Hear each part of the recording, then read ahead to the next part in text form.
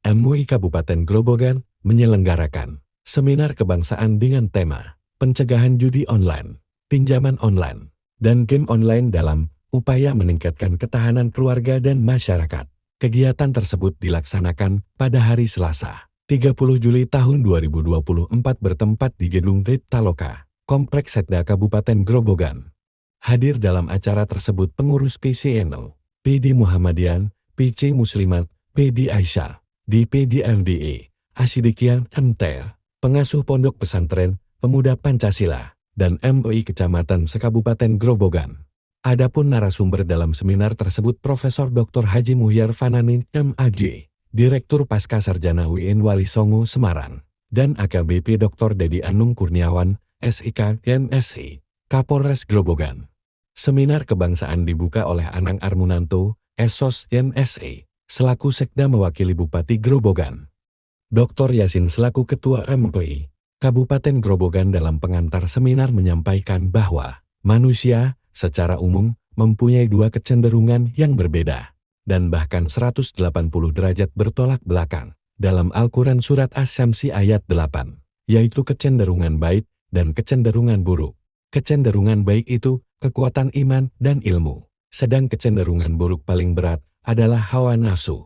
Juga dijelaskan dalam Al-Quran Surat Yusuf ayat 53 dan Surat Al-Jasiyah ayat 23. Sementara lingkungan keluarga dan masyarakat yang baik bisa membantu kecenderungan baik dan sebaliknya. Adapun kecenderungan buruk yang paling berat adalah hawa nafsu. Inna nafsala amaratu bisu. Agar selamat dari kecenderungan buruk kita tidak boleh melupakan peran Tuhan. Meskipun sudah punya kecenderungan baik, karena pada hakikatnya manusia adalah makhluk yang pada saat tertentu bisa tidak menerima kebenaran. Jika Tuhan menghendaki manusia menjadi baik, maka kunci gembok hati manusia akan dijadikan baik dan menerima semua kebenaran. Manusia harus tetap berdoa agar kita selalu berada di jalan yang lurus. Allahumma arinal haqqa warzukna tiba wa arinal batila warzukna tinabah amin. Selanjutnya faktor pendorong kecenderungan itu juga ada dua, yaitu intern dan ekstern. Anang Armunanto dalam sambutannya menyampaikan bahwa kemajuan teknologi memberikan dampak yang positif, namun di balik itu menimbulkan berbagai persoalan. Kalau kita tidak cermat dan pandai memanfaatkan teknologi yang kita nikmati tanpa batas, ruang dan waktu. Pemkab Grobogan memberikan apresiasi kepada MUI Grobogan yang menyelenggarakan seminar kebangsaan dengan tema pencegahan judi online, pinjaman online, dan game online dalam upaya meningkatkan ketahanan keluarga dan masyarakat. Pada prinsipnya pelaku judi online tidak ada pemenang, karena yang menang itu sebenarnya adalah bandar bos jaringannya. Karena yang merasa kalah akan penasaran dan yang merasa menang akan ketagihan. Berkaitan dengan pinjaman online atau pinjol pada prinsipnya merupakan pinjaman uang secara daring yang tidak terdaftar dan tidak memiliki izin resmi dari OJK atau Bank Indonesia. Kemudian pinjol ini tidak transparan dan tidak ada lisensi, bahkan memiliki suku bunga yang tinggi. Selanjutnya game online, terutama yang mengandung unsur kekerasan atau harus melakukan top up, yang sangat tidak bagus untuk tumbuh kembang anak. Kita harus sepakat berkomitmen untuk menghindari dan mencegah judi online, selektif bahkan menghindari pinjol, mengawasi dan menghindari game online yang tidak baik untuk tumbuh kembang anak. Dedi Anung Kurniawan selaku Kapolres Grobogan menyampaikan bahwa cybercrime atau kejahatan di dunia maya itu tidak ada batasan. Pelakunya ada di luar negeri tapi korbannya di dalam negeri karena akses internet bisa di mana saja. Jenis cybercrime antara lain pencurian data phishing, menyamar menjadi pihak berwajib spoofing, bertransaksi illegal carding, membajak sistem komputer tracking, menyebarkan virus untuk merusak sistem atau mencuri data malware.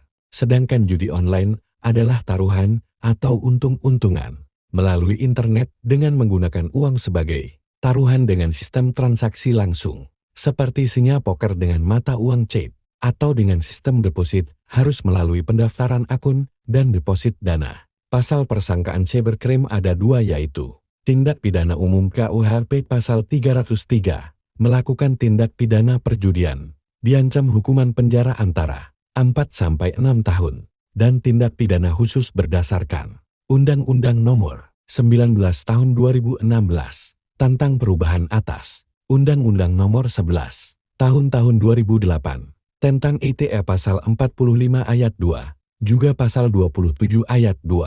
Diancam hukuman penjara paling lama 6 tahun. Pinjol adalah layanan keuangan yang memungkinkan seseorang meminjam uang secara digital melalui aplikasi atau platform internet. Proses pengajuan dan pencairan dana biasanya lebih cepat dibandingkan dengan pinjaman konvensional di bank. Modus operandi pinjol ilegal atau tidak terdaftar di OJK antara lain penawaran melalui SMS atau WA, langsung transfer ke rekening korban, dan mereplikasi nama yang mirip pinjol legal. Sementara Profesor Mohyar Fenani menyampaikan bahwa tema seminar JPG atau pencegahan judul, pinjol dan gamon, ini penting sebab berkaitan dengan tujuan kita bernegara.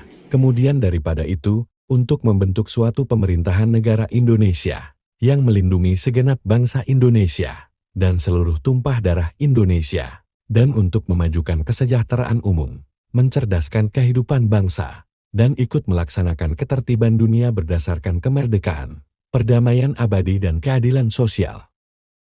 Penyebab maraknya JPG antara lain: 1.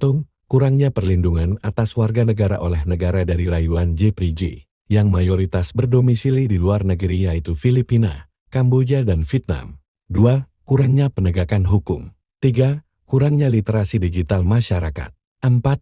Kurangnya literasi keuangan masyarakat. 5. Suburnya mentalitas jalan pintas. 6. Gencarnya promosi gaya hidup hedon. 7. Kesulitan ekonomi terutama pasca COVID-19. 8. Pengaruh lingkungan. 9. Adanya kemudahan kesempatan akses JPG. 10. Masih kuatnya budaya judi. 11. Gagalnya pendidikan dalam menanamkan akal kritis. Secara garis besar cara memberantas JPG harus dilakukan dengan kerjasama secara penuh kesungguhan, simultan, komprehensif, konsisten, dan berkesinambungan antara pemerintah dan segenap komponen masyarakat. Tugas pemerintah adalah meningkatkan efektivitasnya dalam menyelenggarakan penegakan hukum terkait JPG dengan menyediakan 4 hal yakni aturan hukum yang baik, aparat penegak hukum yang berdedikasi, sarana penunjang memadai dan lingkungan yang mendukung penegakan hukum.